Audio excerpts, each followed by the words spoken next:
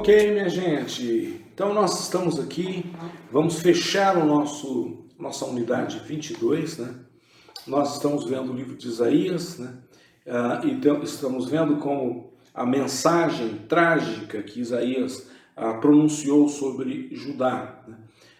Mas apesar disso, no meio dessa mensagem, várias pronúncias de esperança, vários pronunciamentos, várias promessas, poemas inclusive, de esperança, né? O que acontece? Eles tinham semeado pecado sem se preocupar com as consequências de seus pecados. E agora chegou a hora de pagar pela sua maneira perversa e errada de viver. Então Jerusalém foi destruída, o povo foi levado para o cativeiro, passariam, em função disso, por um grande sofrimento durante o seu período de cativeiro, como exilados na nação pagã chamada Babilônia. Então, esse tema de sofrimento do povo de Deus é demonstrado drasticamente pela famosa descrição de Isaías do servo sofredor no capítulo 53. Então, a profecia de Isaías aponta para além do futuro imediato, né? Isto é, para a chegada de Jesus Cristo como o Messias, ou seja, aponta para além, né? Não só o sofrimento que eles teriam, né, no exílio, mas para a chegada de Jesus como o Messias vários séculos depois. Então Isaías desenvolve a descrição do servo de Deus em nível máximo, né? O sofrimento e a morte, a natureza redentora da missão são claramente preditos.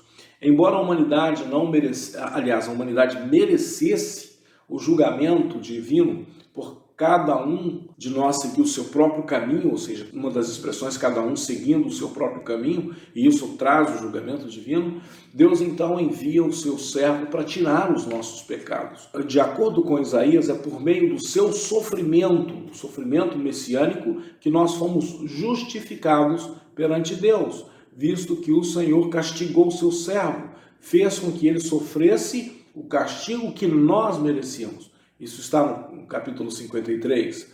O término do livro de Isaías é uma bonita descrição da era gloriosa que há de vir. Naqueles dias, Jerusalém será restaurada, o povo de Deus se juntará ali para adorá-lo em toda a sua majestade e glória, paz e justiça reinarão e Deus fará novas todas as coisas. O livro de Isaías apresenta mais descrições a respeito da natureza de Deus do que qualquer outro livro do Antigo Testamento. Para Isaías, Deus, antes de tudo, era um Deus santo.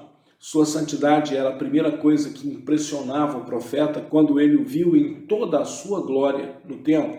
Mas a santidade de Deus também o fazia lembrar do seu próprio pecado e fraqueza. Ai de mim, é a expressão de Isaías quando ele o viu. Estou perdido, pois os meus lábios são impuros e moro no meio de um povo que também tem lábios impuros. E depois dessa confissão, os lábios de Isaías são purificados por uma brasa viva do altar. E então ele concorda em proclamar a mensagem de Deus de arrependimento e de julgamento para um povo teimoso.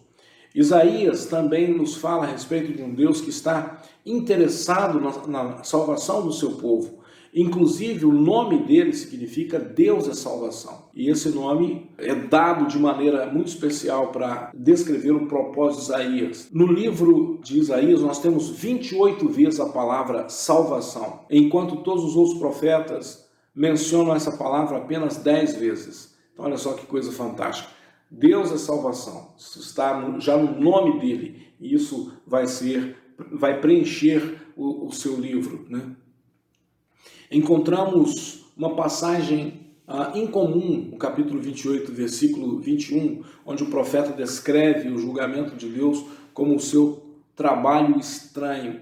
Se o julgamento é uma obra estranha de Deus, isso não implica que a salvação seja a obra mais comum de um Deus amoroso, né?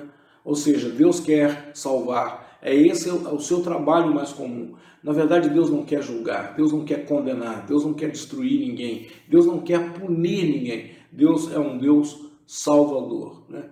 E essa expressão aparece no livro de Isaías, né? Mais do que uma vez, mostrando que ele é o nosso salvador, que não há outro fora dele. Quanto mais você ler Isaías, você vai apreciar o livro e você vai apreciar o Deus, né, de Isaías, né? Então vamos ler mais um trechinho agora de Isaías 53, nos versos 9 a 11. Foi enterrado ao lado de criminosos, foi sepultado com os ricos, embora nunca tivesse cometido crime nenhum, nem tivesse dito uma só mentira. O Senhor Deus diz: eu quis maltratá-lo, quis fazê-lo sofrer. Ele ofereceu a sua vida como sacrifício para tirar pecados, e por isso terá uma vida longa e verá os seus descendentes. Ele fará com que o meu plano dê certo, e depois de tanto sofrimento, ele será feliz. Por causa da sua dedicação, ele ficará completamente satisfeito. O meu servo não tem pecado, mas ele sofrerá o castigo que muitos merecem, e assim os pecados deles serão perdoados. Que promessa, minha gente, que essa promessa se aplique à sua vida, se aplique à minha vida, que recebamos a misericórdia de Deus oferecida por meio de Jesus na cruz do Calvário.